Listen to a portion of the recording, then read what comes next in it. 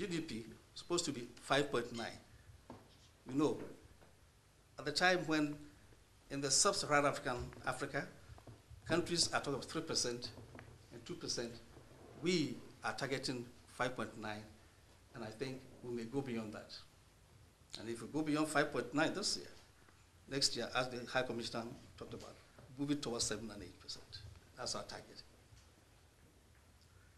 This is because Ghana is still benefiting from the terms of trade improvement because our cocoa prices are high, gold prices are high,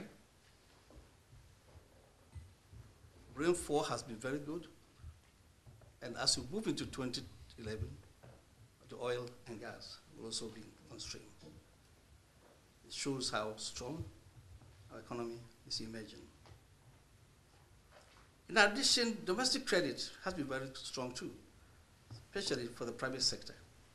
And all these, with the rainfall being so good, our hydropower will also be on stream, and there will be no difficulty in moving the GDP to the figure I'm talking about.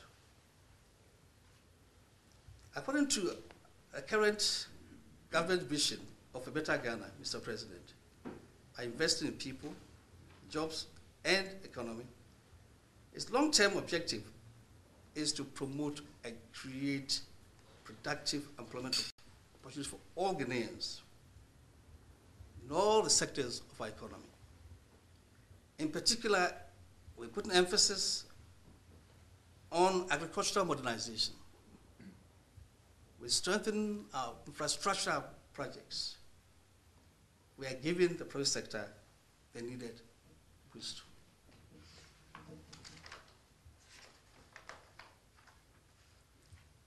So how do you see the Ghanaian environment? And as business people, how do you look at Ghana from all that I've said? The chairman, Ghana, as I've said, enjoys a stable political climate, which is good for business. And without doubt, most stable country in the sub-region, as I've mentioned. Our economy has a very stable currency, which I've talked about, best in the 24 emerging nations. And the stable currency serves as an anchor for anti-inflationary monetary policy. Over the years, we've managed or succeeded in offering moderate wage adjustments to organized labor and our workers. This is helping us to contain wage inflation and therefore making the economy very or more competitive. Over the past 9 months, we have also been holding the public sector borrowing requirements, which used to be a problem. We hold this in check. And therefore, we are not crowding out the public sector, but the pressure of the public debt is also going down. All these, obviously, are helping to lower the cost of doing business, the cost of borrowing, the cost of interest in the financial sector. At the same time, it's helping us to raise business confidence. So as business people, this is what we are doing in Ghana. Ghana can also boast of relatively well-developed infrastructure.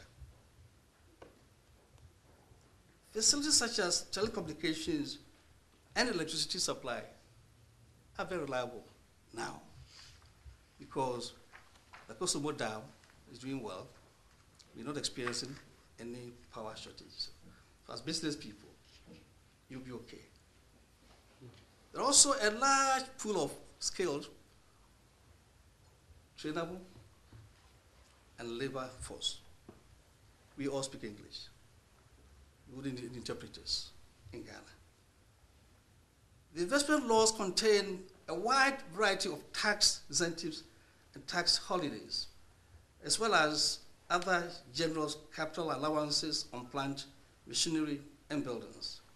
There are also investment guarantees, and Ghana is indeed a member of the Multilateral Investment Guarantee Agency, which provides international insurance coverage for investors in developing countries to reduce non-commercial risk.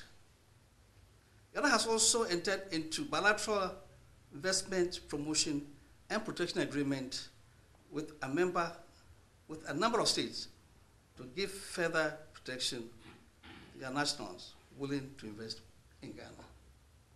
Mr. Chairman, distinguished ladies and gentlemen, the policies we are implementing in Ghana will deepen stability in the macroeconomy and further create an accelerated private sector growth.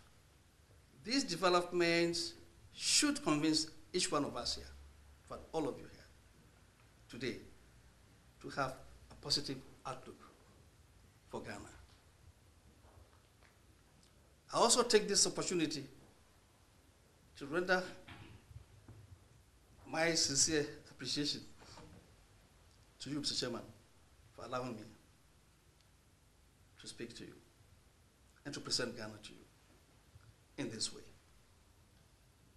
As I've mentioned, Ghana is now emerging. Our economy, even without oil, is doing well. Our currency, before we even got the support from the fund, had stabilized.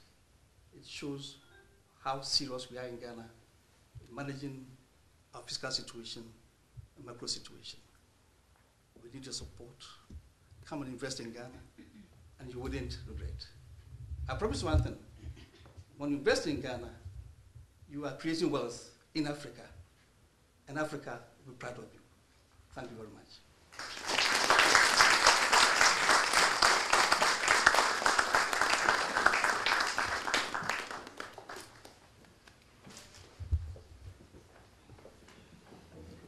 Well, Minister, thank you very much. I think that has given us all an appetite to go to Ghana, to see for ourselves, to check you out,